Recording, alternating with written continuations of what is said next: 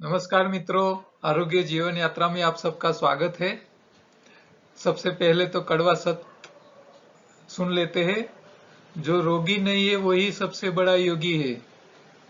हाँ, आप कितने बड़े हो, पैसे वाले हो, बड़े पद पे हो, बड़े संत हो, बड़े डॉक्टर हो, बड़े नेता हो, बड़े इंजीनियर हो, हाँ, किसी भी प्रकार की पोस्ट पे हो, आपकी गिनना बड़े में है। लेकिन आप रोगी है तो इसका कोई मतलब नहीं है। तो योगी वही है जो रोगी नहीं है। तो ये याद रखना है, अपने शरीर को रोगी नहीं रखना है। अपने आपका शरीर आरोग्यमय रहे, आपका पूरा जीवन आरोग्यमय रहे, इसके लिए आपको 5 प्रतिज्ञा करनी चाहिए, हर रोज याद करनी चाहिए। मैं रोज योग करूंगा और योगाहारी बनूंगा। योगाहार आहार के नियमों का पालन करूंगा। मैं चबा चबा के ही खाऊंगा और बिना भूख का भोजन और बिना प्यास का पानी नहीं पीऊंगा। मैं रोज बिना पकाई हरी पत्ती जूस के रूप में, चटनी के रूप में भोजन में शामिल करूंगा। मैं मेरा वजन बढ़ा के भारत माता की छाती पे पैर नहीं रखूंगा। और मैं बीमार रह के अपनी कुटुंब, अपनी फैमिली और मेरे देश पे बोझ रूप नहीं बनूंगा। ये 5 प्रतिज्ञा हर रोज लीजिए तो आप हेल्थ कॉन्शियस बन जाओगे और शरीर आपका खुद, आपका सबकॉन्शियस माइंड आपको हेल्दी रखने के लिए प्रयत्न करेगा। हाँ, तो आप अकेले नहीं कर सकते हो, आपका सबकॉन्शियस माइंड भी आपको हेल्दी रखने में काफी काम करता है। मैं naturopath green doctor Rajesh Patel बोलता हूँ। यहाँ देखिए, मैं ग्रीन, अपने आप को ग्रीन बोलता हूँ। मैं योगा मास्टर हूँ, सिविल इंजीनियर हूँ, नेचुरोपैथ डॉक्टर हूँ। और मैं अपने आप को ग्रीन इसीलिए बोलता हूँ कि हम हरी पत्ती का हरा रंग, जो हमारे शरीर के लिए बहुत सबसे ज्यादा उपयोगी खुराक है, वो खुराक में शामिल करके हमारे शरीर की मेजर समस्याएं हम खत्म करवा देते हैं। तो इसीलिए मैं ग्रीन डॉक्टर बोलता हूँ। आप हरी पत्तियों का महत्व समझ लोगे ना, तो फिर आप खुद ही उसको प्रयोग करने लगोगे। तो आरोग्य का पंचामृत क्या कहता है? बीमारी क्यों आती है? बिना चबाया पकाया यानी कि एसिडिक खुराक जरूरत से ज्यादा तीनों टाइम खाने से शरीर में कचरा बढ़ जाता है, पोषक तत्व की कमी हो जाती है। तो बीमारी आने की 2 ही वजह है, कचरा और माल न्यूट्रिशन। बस 2 कारण के अलावा बीमारी नहीं होती है। बीमारी तभी नहीं आती है जब आप चबा चबा के खाते हो। बीमारी तभी नहीं आती है जब आप चबा चबा के खाते हो, अल्कलाइन खाते हो, पोषक तत्वों से भरपूर खुराक खाते हो, तो बीमारी नहीं आती है। बीमारी जाएगी कैसे? तो बीमारी ऐसे ही जाएगी जैसे कचरा निकाल दोगे, शरीर को पोषक तत्व दे दीजिए तो बीमारी चली जाएगी। बीमारी से बचने के लिए शरीर को पोषक तत्व युक्त आहार देते रहिए, हरी पत्ती देते रहिए, शरीर की सफाई हर रोज होती रहनी चाहिए। हाँ, तीनों टाइम आप मजदूरी नहीं करते हो तो तीनों टाइम मत खाइए, एक टाइम खाना छोड़ दीजिए, शरीर साफ रहेगा और बीमारी से बच जाओगे। और बीमार है तो आप डेयरी प्रोडक्ट छोड़ दीजिए, एनिमल्स की प्रोडक्ट खाना छोड़ दीजिए। क्यों? क्योंकि डेयरी प्रोडक्ट कफ पित्त वायु तीनों को बढ़ावा देता है और बीमारी आती है कफ पित्त वायु से। कल हमने प्रश्न देखा था ऑस्टियोपोरोसिस, एनडीएस में उसका कैसे प्रयोग करें, क्या होता है, उसके लिए क्या क्या लेना चाहिए, कौन सी प्रोडक्ट उपयोग में लेनी चाहिए।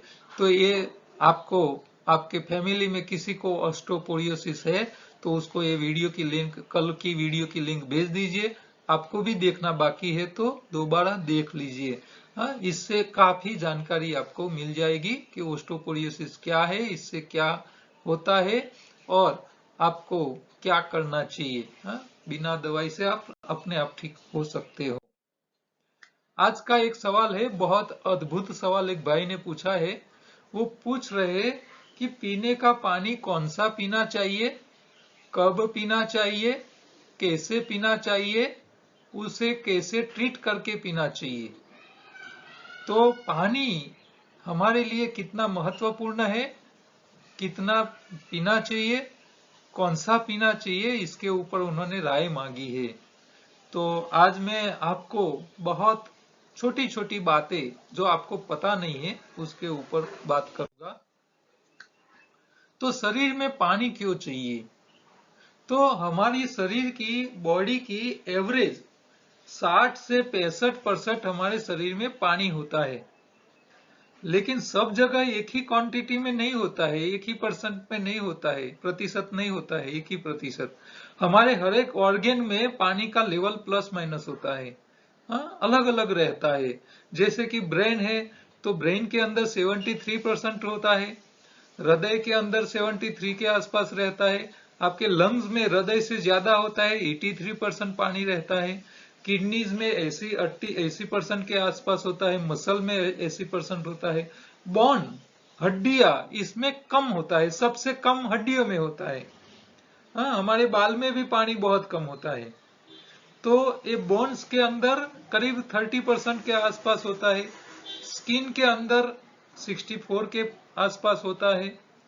और जैसी आपकी उम्र चेंज होती है पानी के परसेंटेज में भी चेंज आता है। हाँ, जब बर्थ होता है, बच्चा जन्म लेता है तो उसके शरीर में करीब 80% के आसपास पानी होता है।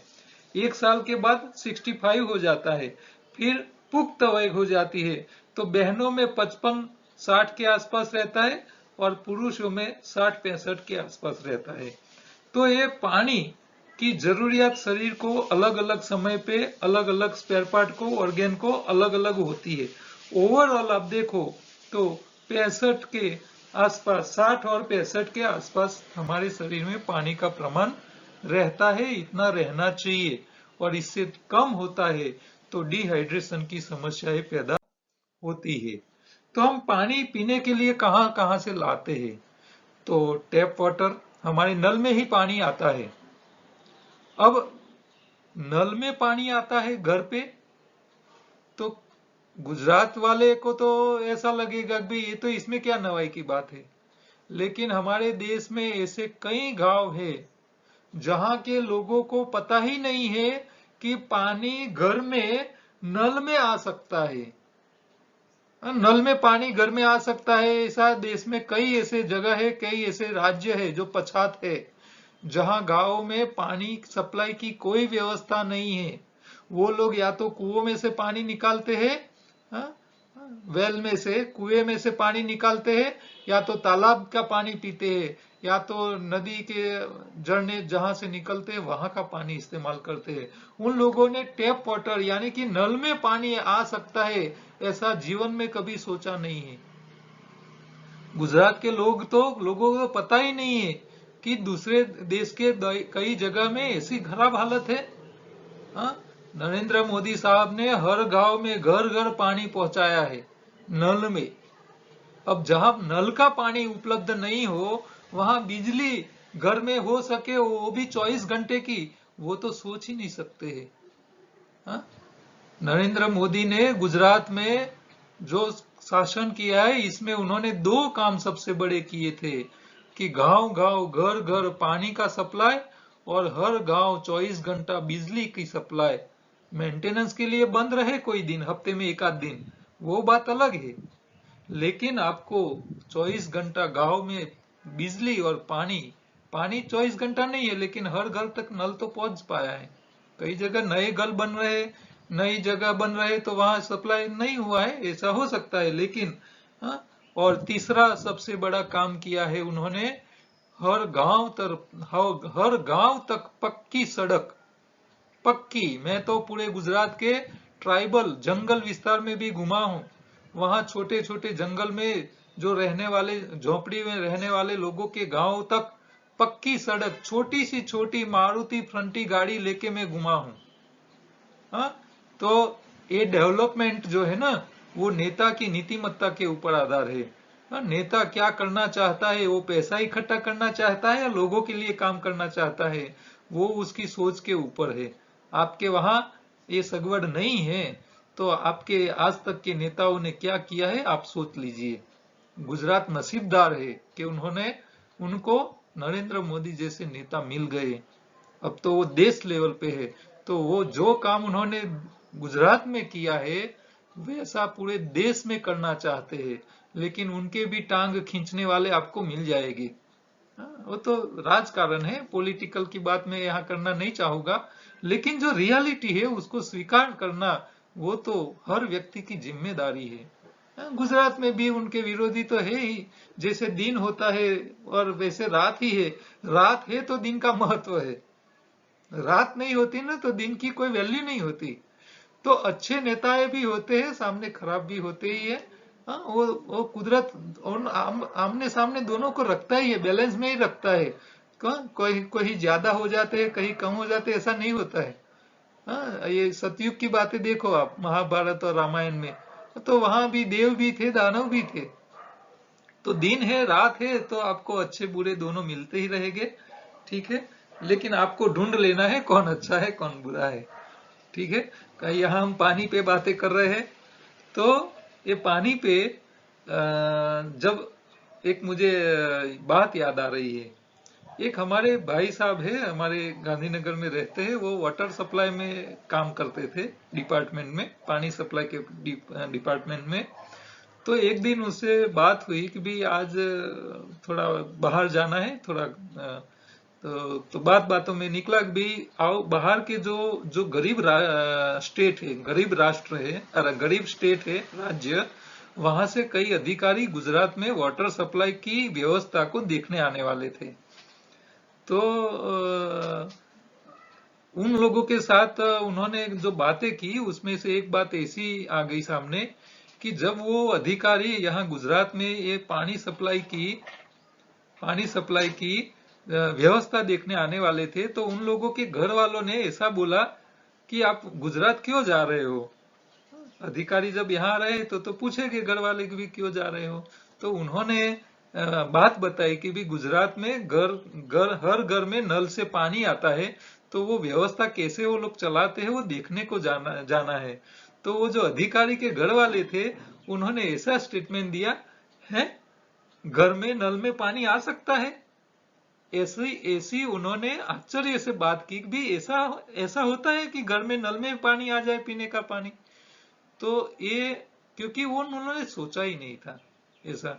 तो इसीलिए मैं आपको ये बातें बता रहा हूँ कि हमारे देश में कई ऐसी जगह है, कई ऐसे इलाके हैं जहाँ पानी नल की सोच ही नहीं सकते हैं। लेकिन पानी, भारत आजाद हुए इतने साल हो गए, हम लोगों को पानी उपलब्ध नहीं करा पा रहे, तो हमारी राजनीति कितनी घिरी हुई है आप देख लीजिए। आपको ही समझना है कि भी क्या हालत है, ठीक है। तो अच्छे नेताओं की जरूरत है देश को। लोगों को समझना जरूरी है कि भी कौन काम कर रहा है कौन काम नहीं कर रहा है, वो समझना चाहिए।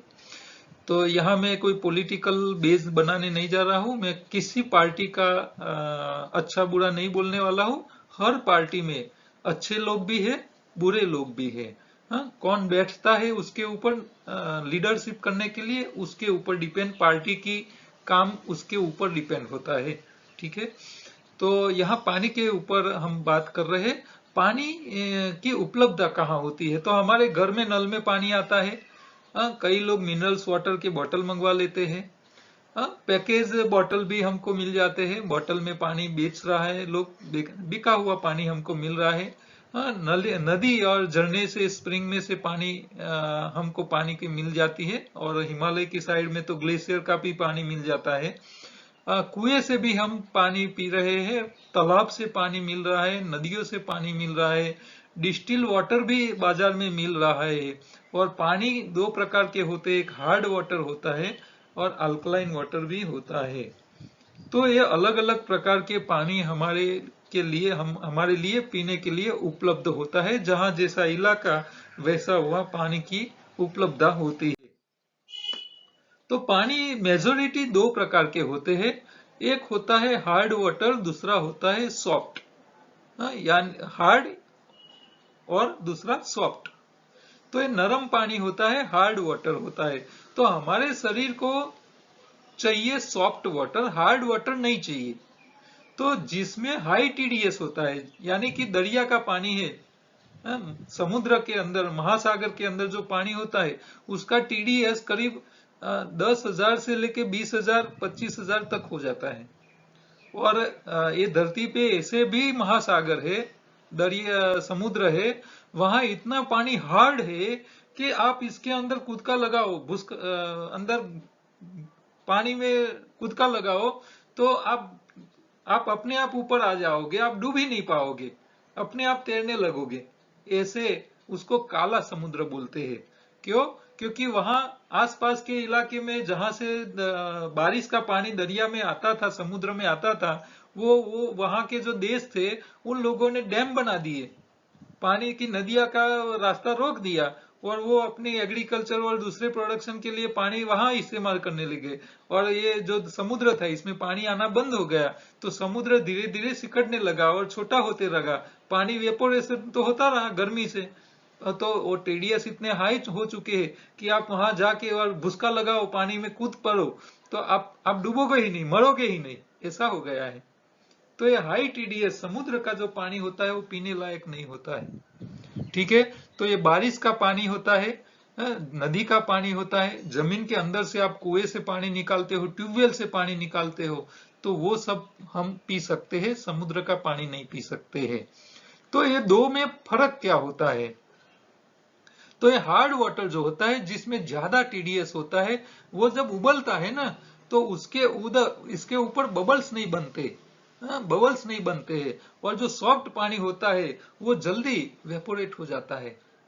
तो सब लोगों को पता है जो हार्ड वाटर होता है इसके अंदर आप दाल पकाने जाते हो तो जल्दी नहीं पकती है, सॉफ्ट वाटर होता है इसमें जल्दी पक जाती है। तो जो समुद्र के किनारे रहने वाले गांव वाले लोग हैं उनको दाल पकानी है तो वो जल्दी पकती नहीं है। क्यों? क्योंकि वो हार्ड वाटर है, इसीलिए उसका जो उत्कलन बिंदु होता है, जो वेपोरेशन होने की जो एक पराकाष्ठा होती है, वो टेम्परेचर ज्यादा चाहिए तभी वो होता है, इससे अलावा नहीं होता है। तो हमारी खुराक को पकाने के लिए भी हमको सॉफ्ट वाटर चाहिए जो जल्दी उबले और बबल्स उसमें जल्दी क्रिएट हो जाए, ऐसा होना चाहिए। तो हमको कैसे ये पानी पीने के लिए ट्रीट करना है, कौन सा लेना चाहिए, ये सारी बातें करेंगे। अच्छा, पानी के प्रकार में एक दो प्रकार के होते हैं, एक होता है अल्कलाइन, दूसरा होता है एसिडिक। अब हार्ड वाटर है तो वो एसिड ही है और अल्कलाइन है ऐसा तय फिक्स नहीं होता है। हाँ, समुद्र का पानी आप चेक करोगे तो वो हाई टीडीएस काला है लेकिन वो अल्कलाइन भी है। तो अल्कलाइन अंदर टीडीएस ज्यादा है, क्षारीय है, तो वो अल्कलाइन है लेकिन वो पीने लायक नहीं है, तो वो भी आपको देखना है। लेकिन हमको हमारे शरीर के लिए न्यूट्रल पानी चाहिए, नहीं एसिडिक चाहिए, नहीं अल्कलाइन चाहिए।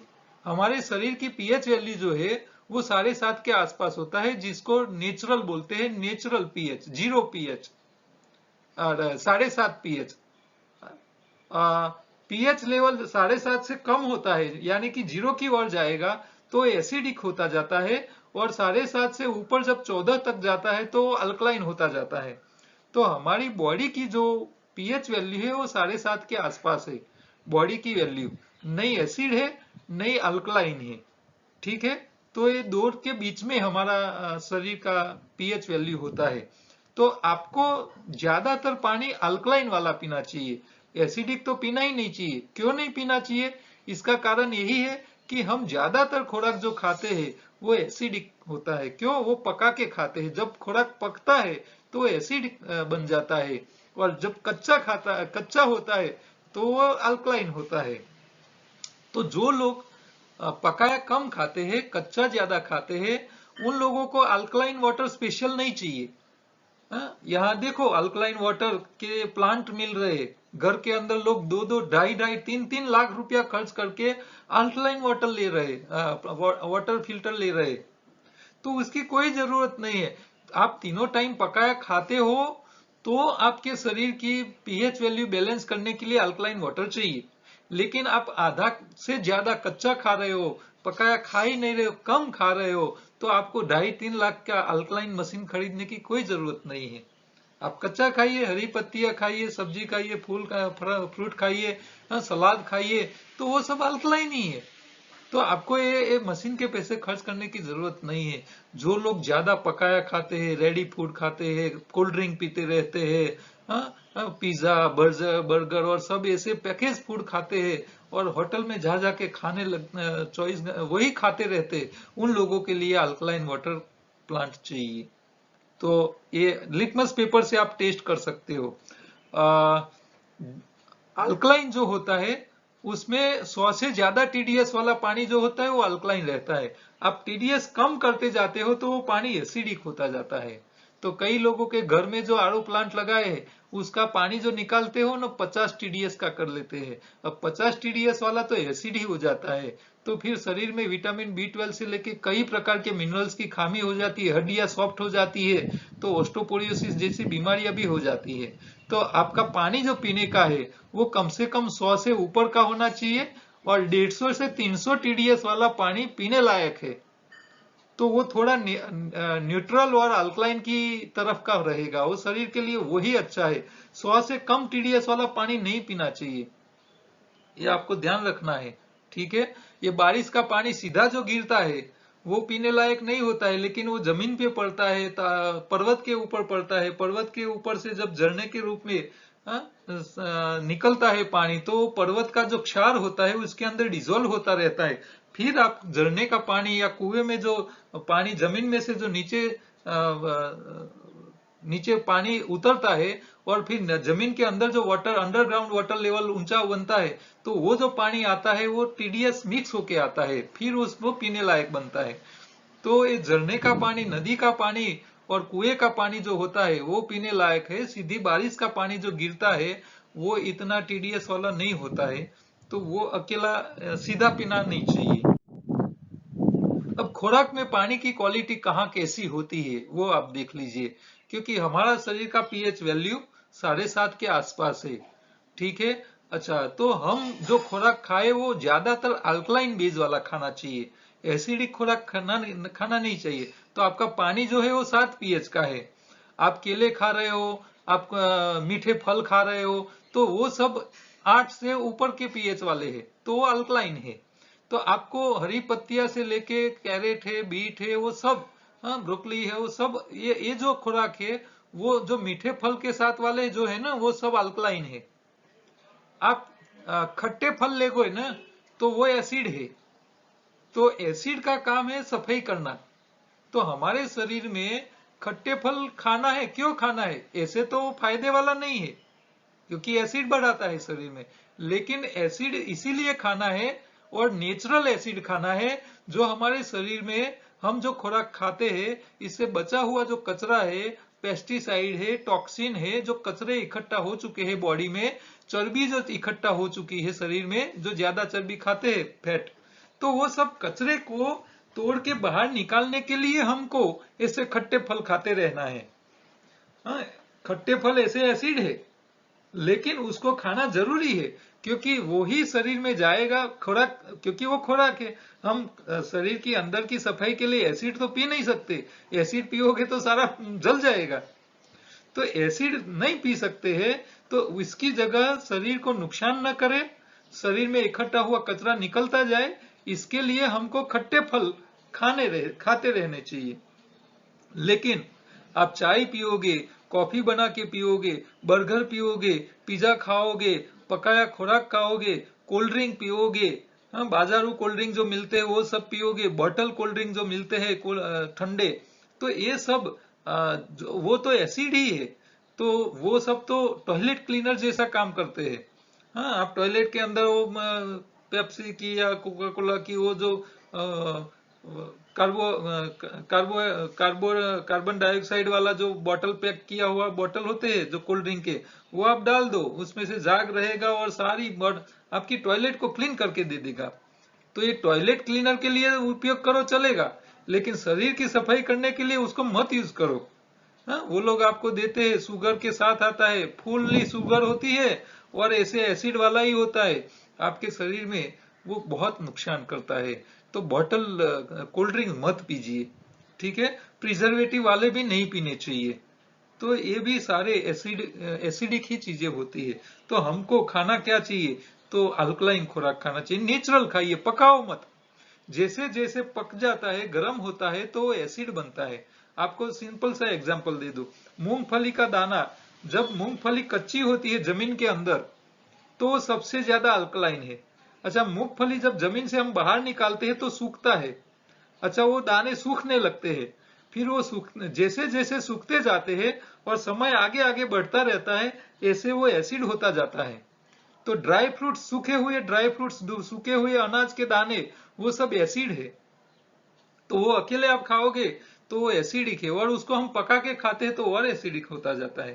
तो ये सूखे हुए, और हम जब उसको मूंगफली के दाने को जब सेक लेते हैं, रोस्ट कर लेते हैं, तो सेकी हुई मूंगफली के दाने वो एसिड बन जाते हैं, उसकी चर्बी भी एसिडिक हो जाती है और वो ब्लॉकेज बढ़ाने का काम करती है।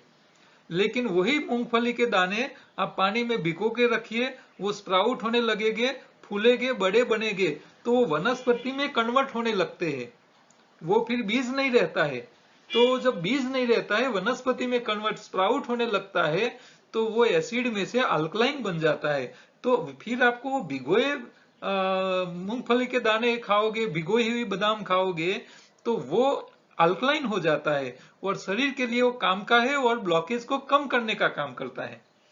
और आप अकेले सूखे या तो रोस्ट किए हुए बादाम और मूंगफली के दाने खाओगे तो एसिड बन जाए। तो ऐसा खुराक नहीं खाना चाहिए। तो खुराक में आपको ये बातें ध्यान रखनी है। अनाज जो है उसको पानी में भिगो के रखना चाहिए। वो स्प्राउट होने लगे, फिर उसको आप थोड़ा वार्म करो, थोड़ा गरम करके मरी मसाला डाल के खाइए, तो वो कम नुकसान करेगा आपको। तो अनाज को इसी तरह ही पका के खाना चाहिए। हाँ, सीधे सीधा उसका फ्लोर बनाओ और फिर उसकी रोटी बना के खाओ, पका के खाओ, तो वो एसिड ही रहेगा। तो जो चीज पकती है वो एसिड बनती है, जो नहीं पकती है आप अंकुरित करके खाइए। अंकुरित करो तो एसिड रहेगा ही नहीं, वो 100% अल्कलाइन होके जाएगा शरीर में। तो आपको दाल भी खानी है, मूंग खाने हैं, तो उसकी दाल बना के नहीं खानी चाहिए, उसको अंकुरित करके खाना चाहिए। तो हमारे शरीर के लिए अच्छा रहेगा। अब पानी की ट्रीटमेंट, कौन सी ट्रीटमेंट हो सकती है? तो एक मैग्नेटिक ट्रीटमेंट आती है। तो पानी में जब ज्यादा टीडीएस होता है, तो वो जब पानी की पाइप में से पसार होता है, तो यहाँ देखिए, ये मैग्नेट के आगे ये जो टीडीएस वो एक्टिव होता है। तो एक्टिव टीडीएस क्या होता है, वो जो पाइप की जो लाइन होती है, इसके ऊपर रिएक्शन करके इसके ऊपर चिपकने लगता है, स्केलिंग करता है। तो अंदर की जगह वो सिकड़ने लगती है। जैसे हम रिफाइंड तेल खाते हैं, तो हमारे शरीर के खून की नलियों में क्या होता है, हम ब्लॉकेज जमने लगता है, धीरे धीरे नली सिकड़ जाती है, फिर वो रास्ता एकदम सिकड़ जाता है, तो आपको हार्ट अटैक आता है। तो इसी तरह जो पानी की लाइन होती है, इसमें से जब पानी पसार होता है, तो जो हाई टीडीएस वाला पानी है और एक्टिव टीडीएस होता है, वो इसके अंदर जमने लगता है। फिर पाइप अंदर छोटी होने लगती है, सिकड़ जाती है, क्षार लग जाता है, जंग लग जाता है इसके अंदर। तो ये इसके पाइप के ऊपर आप हेवी ड्यूटी मैग्नेट लगा दो, तो मैग्नेट के अंदर, मैग्नेट में क्या होता है, जो चुंबकीय वेव्स निकलते हैं, किरणें निकलती है, तो वो पानी इसके अंदर से मैग्नेट के अंदर से पसार होता है। तो वो जो जो टीडीएस था, जो एक्टिव थे, वो एक दूसरे के साथ जुड़ जाते हैं, फिर वो इनएक्टिव हो जाता है। तो टीडीएस एक जिंदा होता है, दूसरा मृत हो जाता है। तो मैग्नेट के अंदर से जब पानी निकलता है तो वो मृत टीडीएस हो जाता है, फिर वो आपको पाइप के अंदर स्केलिंग नहीं करता है। तो हमारे शरीर में भी हम जो क्षार खाते हैं, हाँ, नमक खाते हैं, तो वो हाई टीडीएस है। तो टीडीएस हाई है, क्षार ज्यादा है। तो क्षार जो है वो हमको पका के टाइम डालना नहीं चाहिए, यानी कि नमक जो है आप भोजन बनाओ इसके अंदर नहीं डालना चाहिए। आपका भोजन तैयार हो जाए इसके बाद उसके ऊपर छांट के खाना चाहिए। तो वो शरीर को नुकसान नहीं करता है, वो स्केलिंग नहीं होता है। हमारे शरीर में जब पकाया नमक जाता है तो वो एक्टिव रहता है, एक्टिव हो जाता है, और एक्टिव होने के कारण स्केलिंग होता है, शरीर में कई जगह स्केलिंग होता जाता है। और मान लो किडनी में स्केलिंग हो गया तो वो पथरी बन जाएगी। आपके हृदय की नलियों के आसपास वो स्केलिंग हो जाएगा तो आपकी नलियों की हार्डनेस कड़क हो जाएगी, वो फ्लेक्सिबिलिटी कम हो जाएगी, तो बीपी बढ़ने लगता है। तो बीपी दो तरह बढ़ता है, एक तो चर्बी युक्त खुराक से, और दूसरा ज्यादा क्षारीय खुराक खाने से पकाया हुआ, वो कैल्सिनेशन हो जाता है नलियों में, तो वो हार्ड हो जाती है, फिर उसकी फ्लेक्सिबिलिटी कम हो जाती है। ज्यादा प्रेशर आ गया तो आपकी खून की नली ऐसे खींचेगी नहीं, तो प्रेशर रिलीज नहीं होगा, तो आपके हृदय के ऊपर लोड बढ़ेगा, तो एक कैल्सिनेशन के हिसाब से भी बीपी बढ़ता है। तो हमारे शरीर में जो लोग ज्यादा क्षार नमक खाने वाले हैं उनके शरीर में बीपी बढ़ता है। क्षार ज्यादा रहने से पानी पकड़ के रखता है तो वजन भी बढ़ा हुआ रहता है। तो जैसे नमक कम कर लो पानी निकल जाता है और आपका वजन कम होने लगता है। तो ये पानी हम जो पीते हैं उसमें जो क्षार जाता है वो क्षार एक्टिव नहीं जाना चाहिए, डेड क्षार होना चाहिए, इनएक्टिव होना चाहिए, तो जो स्केलिंग में कन्वर्ट ना हो जाए ऐसा प्रकार का होना चाहिए। तो हमारा पानी मैग्नेटिक ट्रीटमेंट करके ही पीना चाहिए। तो एक ये आपको समझ लेना चाहिए। और ये मैग्नेटिक ट्रीटमेंट वाला पानी खेतों में भी अच्छी उत्पादन देती है। आप जो खेतों में आप पानी डाल रहे हो, मान लो आप स्प्रिंकलर से डाल रहे हो या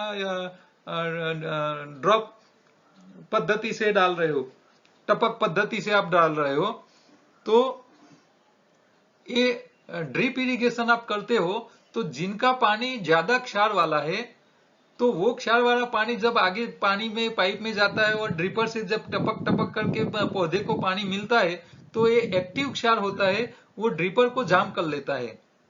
तो आपकी ये जो पानी की पाइप लाइन है उसके ऊपर आपको क्या करना चाहिए, बड़ी साइज के हेवी ड्यूटी मैग्नेट उसके ऊपर चिपका देने चाहिए। तो ये पानी पाइप के अंदर से निकलेगे, उसके ऊपर मैग्नेट लगा हुआ है, तो फिर वो जो एक्टिव क्षार था वो इनएक्टिव हो जाएगा। फिर टीडीएस कम नहीं होता है यहाँ, लेकिन क्षार की जो कैपेसिटी है रिएक्शन करने की वो कम हो जाती है, फिर स्केलिंग होना बंद हो जाता है। तो आपके जो ड्रिपर है स्प्रिंकलर है वो जाम नहीं होगे, और वो जाम नहीं होगे तो वो पानी मूल के अंदर भी स्केलिंग नहीं करते हैं। तो प्लांट को जो पानी एब्जॉर्ब करना है, मिनरल्स एब्जॉर्ब करने हैं, उसके ऊपर स्केलिंग नहीं होगा तो वो मूल भी अच्छा काम कर पाएंगे, उसके अंदर प्रोबायोटिक बैक्टीरिया अच्छे काम कर पाएंगे और ग्रोथ अच्छा रहेगा। तो प्लांट आपके जो फसल लगाई है खेतों में उसकी पैदावार भी ज्यादा हो जाएगी। तो आप जहां जहां ज्यादा पानी टीडीएस वाला है, 300 से ज्यादा टीडीएस वाला जहां पानी है खेतों के लिए, उसके पानी की पाइपलाइन के ऊपर आपको हाई डेंसिटी हाई इंटेंसिटी वाले ताकत वाले मैग्नेट लगा देने चाहिए। मैग्नेट लगा के फिर वो पानी देना चाहिए पौधे को।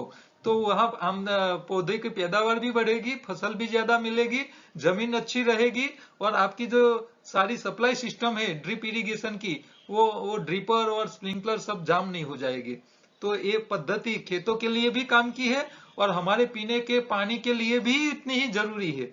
तो आपके घर में जो पानी आ रहा है उसको भी मैग्नेटिक ट्रीटमेंट आप करना रखो, फिर आप पियो। कैसे करना है मैं आगे बताता हूँ। तो ये मैग्नेटिक बेल्ट आते हैं, तो उसका भी आप प्रयोग कर सकते हो। या तो जो पानी की जो आपकी आरओ की जो पानी है फिल्टर के, उसके ऊपर ऐसे आप मैग्नेट लगा सकते हो। देखो ये मैग्नेट है, तो ये पाइप के आगे पीछे लगा दो, ये लगा के रख लीजिए, चिपक जाएंगे आसपास में, बीच में पाइप रहेगी ऐसे। तो ये पाइप रखा,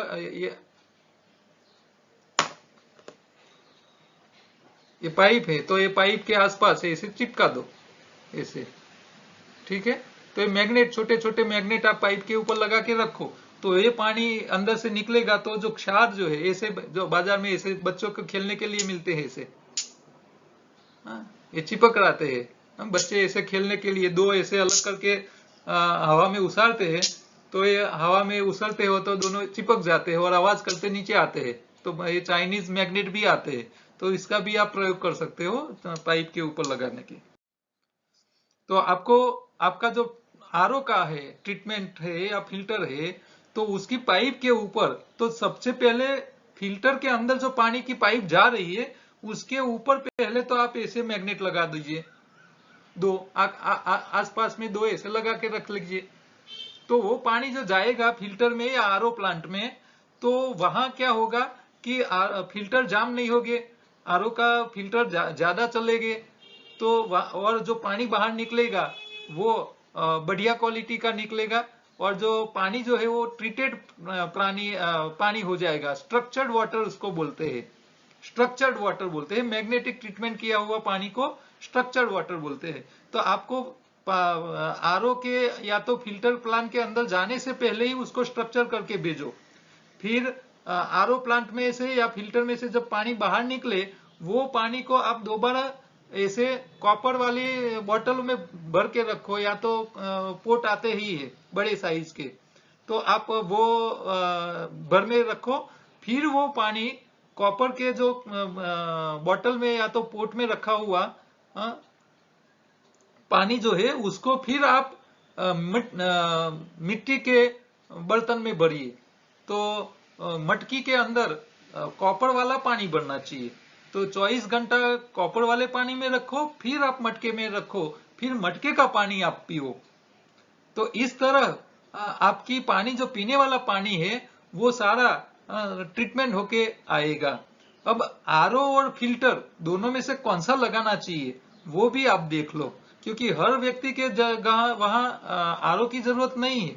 जहां नदी का पानी आता है, वहां जहां टीडीएस का लेवल 300 से कम है, टीडीएस का लेवल पानी का 300 से कम है, वहां कभी आरओ प्लांट नहीं लगाना चाहिए।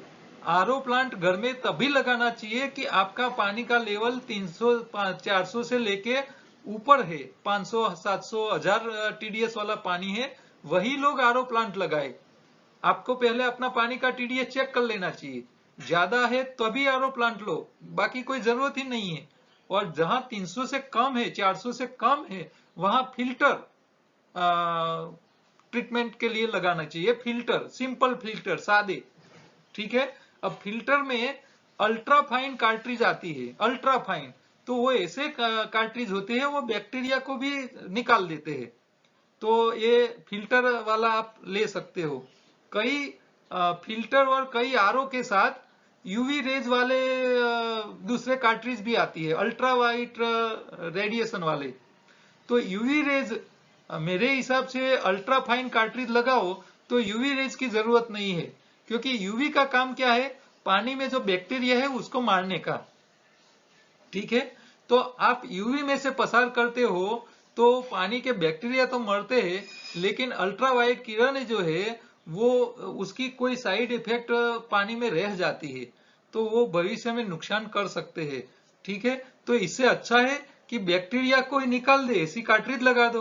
तो अल्ट्रा फाइन यूएफ कार्ट्रिज आती है, वो आप फिल्टर वाले को बोलोगे तो आपको दे देगा, तो वो कार्ट्रिज अलग से लगवा दीजिए, तो फिर आपको वो पानी बैक्टीरिया लेस आपको बाहर आ जाएगा।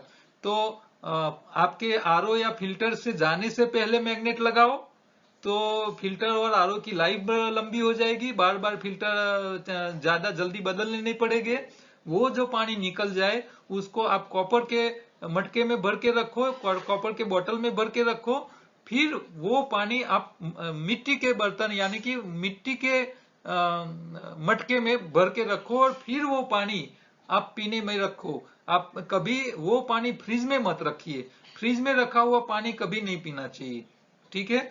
आप मटके वाला ठंडा पानी गर्मी के मौसम में पिए तो अच्छा है। बारिश की मौसम में तो मटके का पानी भी जरूरत नहीं है, बारिश की मौसम में तो आपको जो कॉपर वाला पानी है वही पीना चाहिए। कॉपर वाला पानी एक तो स्ट्रक्चर भी करता है, साथ साथ में वो बैक्टीरिया को भी मारता है, इसमें चिकास बनेगी ही नहीं। आप कॉपर के बर्तन में पानी भर के रखो और आप अंदर हाथ घुमाओगे तो जैसे मिट्टी के मटके के अंदर चिकास पैदा हो जाती है, तो चिकास का मतलब क्या है, वहां बैक्टीरिया हो जाते हैं, लेकिन ये कॉपर में ऐसे आपको नहीं मिलेंगे।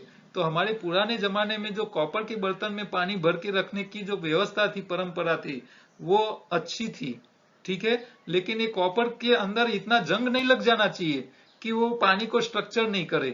तो एकदम कई लोगों के जो कॉपर के पोट होते हैं, मटके होते हैं, वो अंदर से देखो तो एकदम ब्लैक हो चुके हैं, तो ऐसे ब्लैक नहीं होने चाहिए, उसको आपको घिस लेना चाहिए। माइक्रो लेवल के घिसने के पेपर आते हैं, फाइन पेपर आते हैं, जो काच पेपर उसको बोलते हैं, जो आपके कलर वाले आते हैं ना, तो कलर वाले काच पेपर लेके आते हैं, पहले घिस लेते हैं फिर उसके ऊपर कलर लगाते हैं। तो आपकी कोई लोहे की चीज है उसको कलर करना है तो पहले काच पेपर भी घिसते हैं।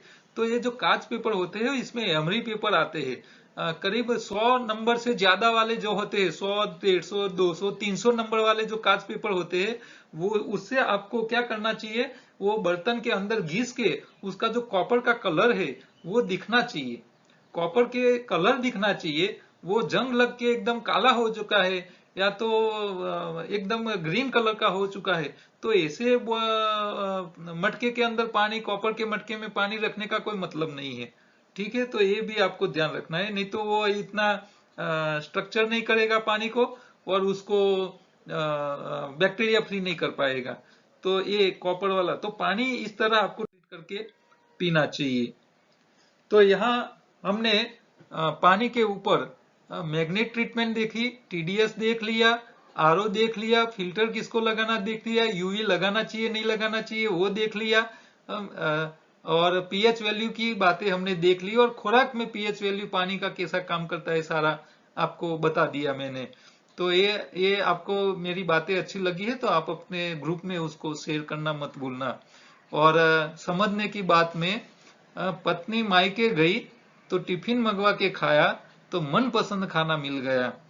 तो पत्नियों को जैसे होटल में अच्छा अच्छा खाना मिल जाता है, वैसा घर पे खुद बना के पति को खिलाने का रखोगे ना, तो पति कभी मायके में भेजने की बात ही नहीं करेगा और होटल से खाना ही नहीं मंगवाएगा। ठीक है, तो कई बार एक घर में बहनें क्या है, दूसरे काम के लिए बहुत ज्यादा समय बिताती है, सफाई के लिए ज्यादा ध्यान रखती है, वो सब लिखती है, लेकिन खाने पीने में टेस्टी आइटम बनाए मैंने, कई बहनें बहुत पीछे होती है, इतना अच्छा खाना नहीं बनाते हैं। फिर पति को ऐसा लगता है कि भाई पत्नी मायके चली जाए तो अच्छा है कि थोड़ा दिन में होटल का तो खाना अच्छा खा लूं। तो ऐसा नहीं होना चाहिए। तो बहनों को मैं रिक्वेस्ट करता हूँ कि आप कच्चा भी ऐसी चीजें बनाइए, हाँ, रॉ फूड में भी ऐसी टेस्टी चीजें बनाइए कि घर वाले को पता ही नहीं चले कि रॉ फूड वाली आइटम है और उनका शरीर भी अच्छा रहे। ठीक है, तो टेस्ट तो जीवन में होना चाहिए, बिना टेस्ट का कोई मतलब नहीं है। तो योगाहार में आहार का इंजीनियरिंग ही हम देखते हैं। तो कुदरत के नियमों को समझ लेना बहुत जरूरी है। योगाहार में हम 2-3 बातें पे ज्यादा ध्यान रखते हैं। शरीर की सफाई, शरीर में कचरा नहीं इकट्ठा होना चाहिए, शरीर को सही अल्कलाइन खुराक चाहिए, न्यूट्रिशन वाला चाहिए, और हरी पत्ती तो सबसे ज्यादा अल्कलाइन होता है, और पत्तियों, हरी पत्तियों में न्यूट्रिशन सबसे ज्यादा होते हैं, और हीमोग्लोबिन होता है जो हमारा नया खून बनाता है। और सावधानी आपको कहाँ क्या रखनी है इसके ऊपर है। तो ये पूरा चार्ट जो है वो योगाहार का सारी बातें यहाँ टॉपिक दिखाता है। तो ये हर एक टॉपिक को आपको सही तरह से समझना है तो आप हमारी यूट्यूब चैनल पे जाइए, उसका पूरा प्ले लिस्ट है, उसमें प्ले लिस्ट में योगाहार का पूरा कोर्स करके एक प्ले लिस्ट है, उसमें सारे वीडियो है, वो एक एक करके आप देख लीजिए। आपको लिंक चाहिए तो मेरे नंबर पे व्हाट्सएप में हेलो हाई कीजिए, आपको रिटर्न मैसेज में मिल जाएगी लिंक। और हमारे व्हाट्सएप ग्रुप भी है अलग अलग एरिया इलाके वाइज, तो वो आप उसमें भी आप ज्वाइन होके रह सकते हो। हमारे अहमदाबाद और गांधीनगर गुजरात में सेंटर है, तो वहां आपको हर रोज फ्री मार्गदर्शन मिलता है। इसके लिए हम कोई चार्ज नहीं करते। दोपहर 4 से 6 का टाइम। अहमदाबाद में मैं मंगल और गुरु के दिन नहीं होता हूँ, बाकी सब दिन अहमदाबाद में होता हूँ, और गांधीनगर में मंगल और गुरु के दिन गांधीनगर में मिलता हूँ। बाकी हमारी दूसरे कलीग है वो गाइडेंस दे देते हैं। तो अमेजोन पे हमारी ई बुक अवेलेबल है, और फूड विथ लाइफ योगाहार की हमारी एक दूसरी रेसिपी की एक चैनल है, यूट्यूब चैनल, जहां आपको अच्छी खाने पीने की चीजें मिल जाएगी।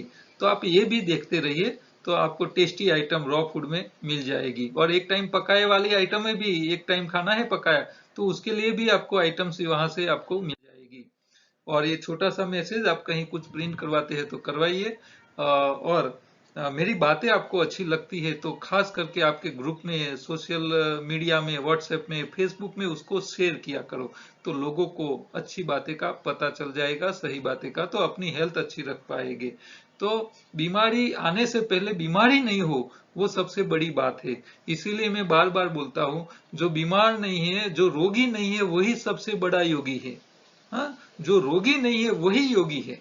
हाँ, बाकी सब कोई मतलब का नहीं है। ठीक है, तो कल दोबारा दूसरे प्रश्नों के साथ मिलेंगे, तब तक नमस्कार।